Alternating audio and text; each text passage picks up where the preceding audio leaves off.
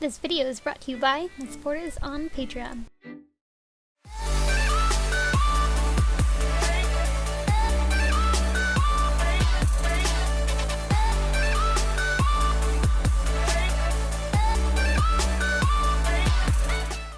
Hi guys, I'm here with a short video that's a part of my Jingle Tracer worklog series, and in this video I'm just showing you how I created or altered leggings to look like hers. So what I did was I bought a pair of green leggings off of eBay, and then I bought some slightly darker green fabric puff paint, looked up a reference photo, and started copying that pattern onto the leggings using the puff paint. And her pattern is basically just a bunch of swirls. As you see here, it's a cluster of like 4 swirls, and then it has 2 individual swirls on the sides of that in between the cluster of the 4. You can kind of see it here, but if you look up a reference photo, you'll get a better idea of what I am talking about.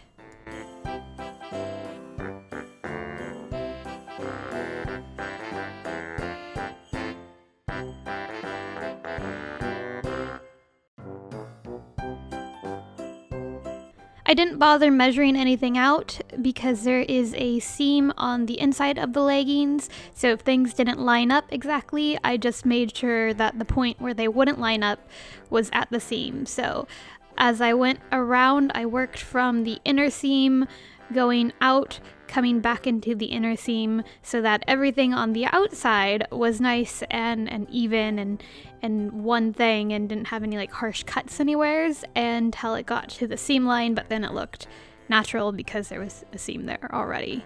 Hopefully you guys know what I'm talking about. And yeah, just let the puff paint dry before moving on to the next section, or the next leg if you don't have enough table space. And that's pretty much all I did.